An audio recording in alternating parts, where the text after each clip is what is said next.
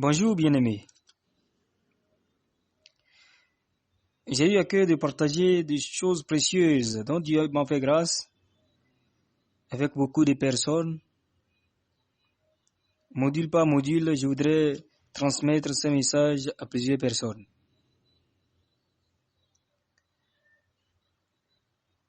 Et nous sommes au premier module intitulé l'Évangile. Qu'est-ce que c'est?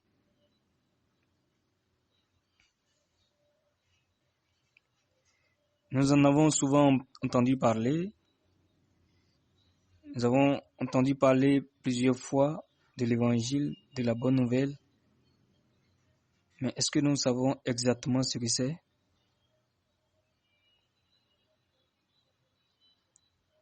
Ça peut paraître un peu banal, mais c'est beaucoup profond. Et pour aborder ce premier module, nous allons lire dans Romains chapitre 1, à partir du verset 1. Je lis la parole du Seigneur. Paul, serviteur de Jésus-Christ, appelé à être apôtre, mis à part pour annoncer l'évangile de Dieu, qui avait été promis auparavant de la part de Dieu par ses prophètes dans les Saintes Écritures, et qui concerne son fils, né de la postérité de David selon la chair. Bien-aimé, Paul s'appelait auparavant Saul. Il était pharisien, né de pharisien. Il avait reçu toute instruction, toute éducation basée sur la loi. Il a été formé par un grand docteur en Israël, l'un des plus grands docteurs en Israël appelé Gamaliel. Paul était zélé pour la loi. Il était tellement zélé au point que il a persécuté beaucoup de disciples de Jésus-Christ. C'est dans ce élan qu'un jour, il avait reçu des lettres, des recommandations des principaux sacrificateurs des anciens du peuple, histoire de descendre à Damas pour faire prisonnier tous ceux-là qui annonçaient Christ. Il allait sur le chemin de Damas quand il a rencontré Jésus, et Jésus l'a aveuglé.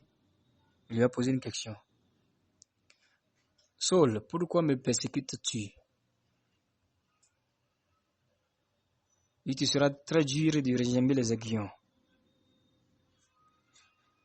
Il a été persuadé par le Seigneur. Il devait descendre à Damas, rencontrer l'un des disciples, recevoir de l'édification. Il devait être baptisé et souffrir pour l'évangile. Et Paul a commencé à annoncer l'évangile qu'il persécutait auparavant.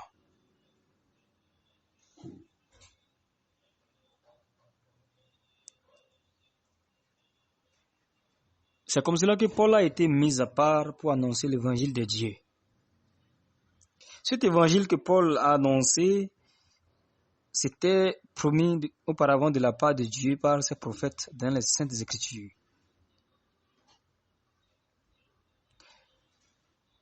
Ça veut dire que si nous voulons rencontrer l'évangile de Dieu, nous allons le chercher dans les Saintes Écritures, c'est-à-dire dans la Bible. Lorsque nous sortons du cadre de la Bible, nous allons rencontrer quelque chose d'autre qui ne serait pas l'évangile de Dieu.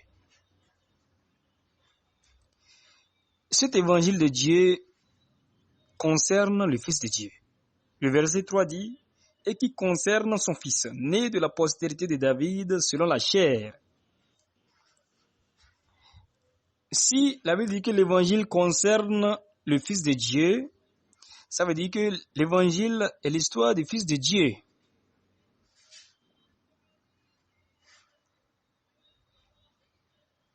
Et tous ceux qui sont chrétiens, ceux qui lisent la Bible savent que le Fils de Dieu, c'est Jésus, n'est-ce pas? Jésus. Qui est Jésus? Quelle a été sa mission? Nous allons lire Matthieu chapitre 1, verset 21. Elle enfantera un fils et tu lui donneras le nom de Jésus. C'est lui qui sauvera son peuple de ses péchés. La Bible dit que Marie enfantera un fils et il lui donnera le nom de Jésus. C'est lui qui sauvera son peuple de ses péchés. Ça veut dire que Jésus, qui est le Fils de Dieu, est venu pour sauver son peuple de ses péchés. Nous pouvons donc dire que l'évangile est l'histoire de Jésus le Sauveur. Amen.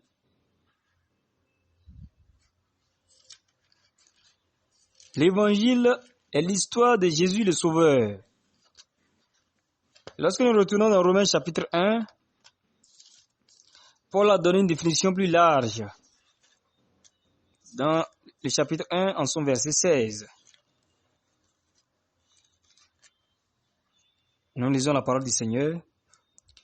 Car je n'ai point honte de l'évangile. C'est une puissance de Dieu pour le salut de quiconque croit, du juif premièrement, puis du grec.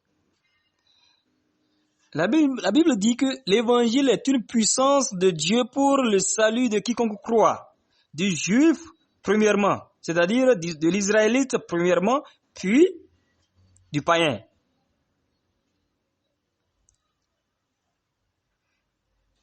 Autrement, nous pouvons dire que l'évangile est une puissance de Dieu qui donne le salut. Du nom salut, nous avons le verbe sauver. Et la Bible dit que celui qui rencontre cette puissance de Dieu qui est l'évangile et qui croit en cet évangile, cette personne reçoit le salut.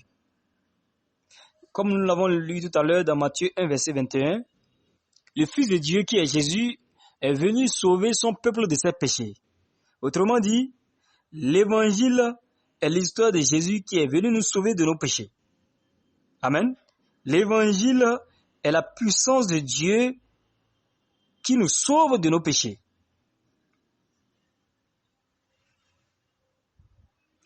Bref, nous pouvons dire que l'évangile est la solution que Dieu a apportée au problème du péché des hommes. Amen. Dieu a observé les hommes. Il a vu qu'ils étaient pécheurs. Ils sont pécheurs. Il y a le péché dans leur cœur. Il a préparé l'évangile qui est la puissance de Dieu. Il l'a envoyé sur la terre. Afin que quiconque croit en cet évangile soit sauvé. De tous ses péchés, bien sûr. N'est-ce pas? L'évangile. Aujourd'hui, il y a beaucoup d'églises évangéliques, n'est-ce pas? Si nous parlons d'églises évangéliques, cela sous-entend le fait que lorsqu'on y va, on rencontre la puissance de Dieu qui sauve de nos péchés. N'est-ce pas?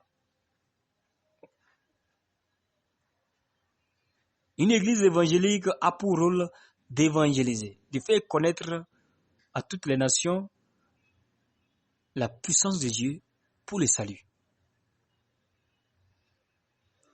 Mais aujourd'hui, qu'est-ce que nous constatons? Nous constatons que les évangéliques même ont besoin d'être évangélisés. Parce que aujourd'hui, on ne voit que miracles, on ne voit que prodiges, on ne voit que des personnes en transe. Il n'y a pas l'évangile qui délivre du péché. Il n'y a pas. Il n'y a que beaucoup de prodiges, beaucoup de miracles, beaucoup de parler en langue, beaucoup de prophéties. Mais malheureusement, tous ceux-là sont des pécheurs.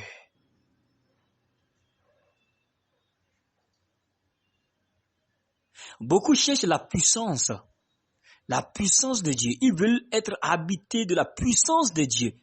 Ils prient pour trouver la puissance de Dieu étant dans le péché. Puisque avec le péché, ça ne marche pas, et ils cherchent la puissance qui vient d'ailleurs. Aujourd'hui, les gens ont des puissances différentes de la puissance de Dieu qui est l'évangile. Lorsque vous cherchez la puissance, vous devez chercher l'évangile. Si l'évangile est en vous et pleinement, vous avez la puissance de Dieu en vous. Vous n'avez plus besoin d'autre puissance. Les gens vont à l'église. Ils adorent Dieu, ils servent Dieu. Pourtant, ils trichent, ils cherchent des puissances. Parce qu'ils ont peur. Il ne se voit pas protégé. Il ne se voit pas sous la protection de Dieu.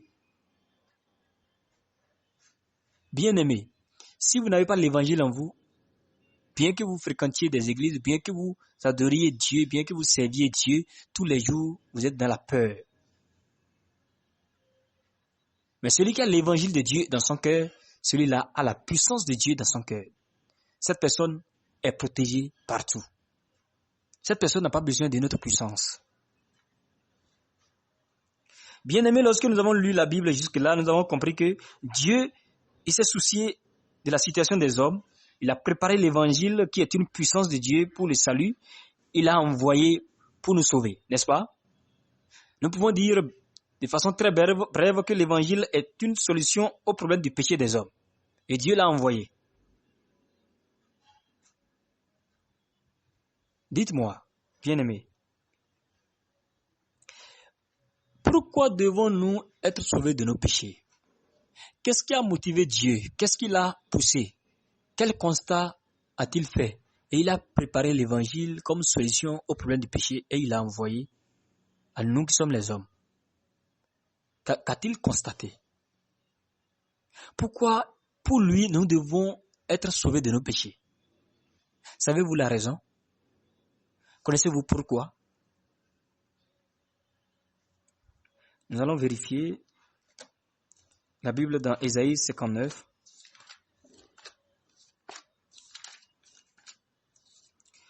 Ésaïe chapitre 59, versets 1 et 2. Je lis la parole du Seigneur. Non, la main de l'Éternel n'est pas trop courte pour sauver, ni son oreille trop dure pour entendre.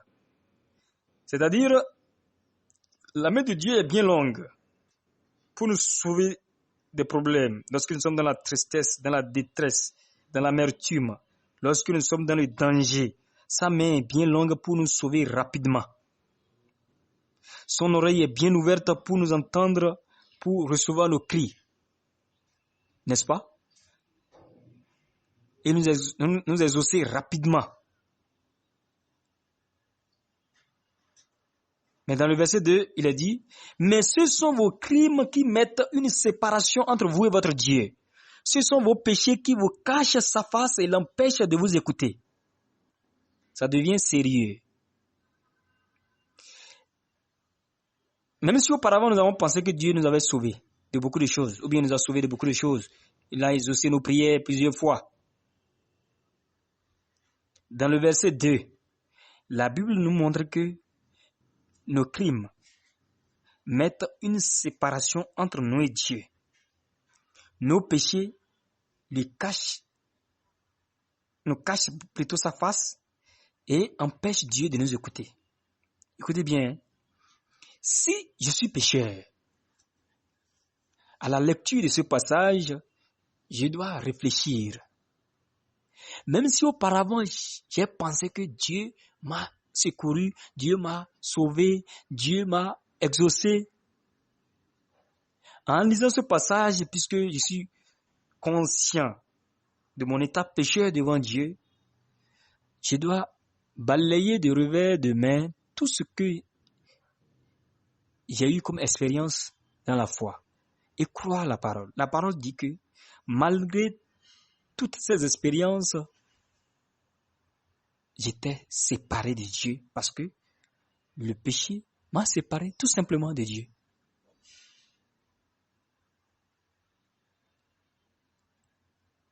Quel que soit notre titre n'est pas important.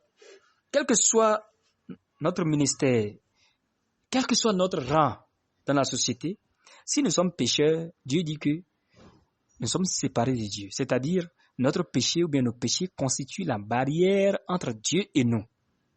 Du coup, Dieu ne peut pas nous sauver bien qu'il soit puissant, bien que sa main soit longue, bien que son oreille soit bien ouverte, il ne peut pas nous exaucer. Pourquoi? Nos péchés nous cachent sa face et nos péchés l'empêchent de nous écouter. Nous devons nous détromper rapidement de nos pensées. Si nous avons toujours pensé que quand nous prions, Dieu nous exauce, nous devons renverser la barre. Dieu n'a jamais exaucé le pécheur. N'est-ce pas? Vrai ou faux? Lorsque nous lisons Jean chapitre 9, verset 31, la Bible dit ceci. Nous savons que Dieu n'exauce point les pécheurs, mais si quelqu'un l'honore et fait sa volonté, c'est celui-là qu'il exauce. Nous savons que Dieu n'exauce point les pécheurs. C'est ça qui est vrai. Étant pécheur, Dieu ne nous exauce pas. C'est pourquoi Dieu, il s'est soucié. Comme il y a une barrière entre nous et lui, et cette barrière cause le fait qu'il ne peut pas nous entendre, il ne peut pas nous sauver par sa main puissante, il a envoyé une solution qui puisse enlever cette barrière. On l'appelle l'évangile de Dieu, la bonne nouvelle. La bonne nouvelle. Selon Isaïe 59, on voit que nous sommes séparés de Dieu à cause de nos péchés. Autrement, nous sommes tombés dans un puits, dans un trou, un profond trou. Si nous ne rencontrons pas un sauveur, nous ne pouvons jamais nous en sortir. Les hommes sont tombés dans le péché, c'est-à-dire ils sont tombés dans un puits très profond. Même s'ils essayent de sortir de ce trou, ils ne pourront jamais. Ils ont besoin d'un sauveur. Nous avons besoin d'un sauveur. Si nous essayons de sortir de ce puits, ça va être en vain. Nous devons trouver un sauveur qui puisse nous sortir de ce puits. Nous comprenons clairement que, bien que nous soyons adorateurs de Dieu, bien que nous soyons zélés pour l'évangile, nous soyons zélés pour l'œuvre de Dieu depuis longtemps, mais parce que nous sommes pécheurs, nous n'avons jamais adoré Dieu. Posez-vous la question de savoir où se trouvent les pécheurs, dans la lumière ou bien dans l'obscurité. Et posez-vous la question de savoir où se trouve Dieu, dans la lumière ou bien dans l'obscurité. Bien-aimés, tous les hommes répondent que le pécheur est dans l'obscurité et que Dieu est dans la lumière. Tout simplement parce que Dieu, lui, est saint et l'homme est pécheur. Vous voyez que notre folie est grande. Depuis que nous avons commencé à adorer Dieu dans le péché, étant dans l'obscurité, nous avons toujours pensé que c'est Dieu que nous adorons. Alors que nous adorons ce que nous ne connaissons pas. Lorsque Jésus a rencontré la femme samaritaine, il lui a dit, vous adorez ce que vous ne connaissez pas. Nous adorons ce que nous connaissons. Car le salut vient des Juifs. Cette femme pensait qu'elle adorait Dieu. Et pour elle, pourquoi on devait aller jusqu'à Jérusalem pour adorer Dieu? Nos pères avaient adoré cette montagne. Et vous dites que c'est à Jérusalem qu'on doit adorer Dieu. Mais Jésus lui a dit, l'heure vient. Et elle est déjà venue. Où les vrais adorateurs adoreront le Père en esprit et en vérité. Ce ne sera ni à Jérusalem, ni sur cette montagne que nous adorerons le Père, mais en esprit et en vérité. Cette femme, en gardant sa justice, en gardant son adoration qu'elle voyait bonne, elle accusait les Juifs. Elle pensait que Dieu se trouvait sur cette montagne. Elle montait cette montagne souvent pour prier, pour adorer. Mais c'était dans le vide. Elle était pécheresse. Dieu était séparé de lui, ou bien d'elle. Les gens ne pensent pas aujourd'hui que Dieu est séparé d'eux. Ils pensent qu'ils sont avec Dieu. Bien qu'ils soient pécheurs, ils pensent qu'ils sont avec Dieu. Ils adorent Dieu. C'est faux. Avec le péché, bien aimé, nous sommes séparés de Dieu.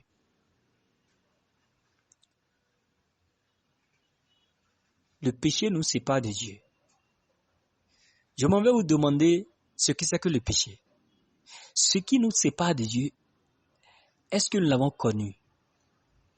C'est quoi cette chose-là? Quelle est sa nature? Les gens disent que le péché, c'est tout acte mauvais que l'homme commet. Le péché, c'est le vol. Le péché, c'est la transgression de la loi. Vous aussi, vous pensez comme cela? Mais c'est faux. Le péché n'est rien de cela. Dieu a voulu nous délivrer du péché. C'est pourquoi il a envoyé l'évangile. Mais avant de connaître ce que c'est que l'évangile dans sa profondeur, cherchons à connaître la nature de ce qu'on appelle le péché. La nature de ce de quoi nous devons être sauvés. C'est quoi le péché? Nous devons connaître ce que c'est que le péché. Sinon, nous allons adorer Dieu dans le vide. Le péché, ce n'est pas ce que les hommes pensent.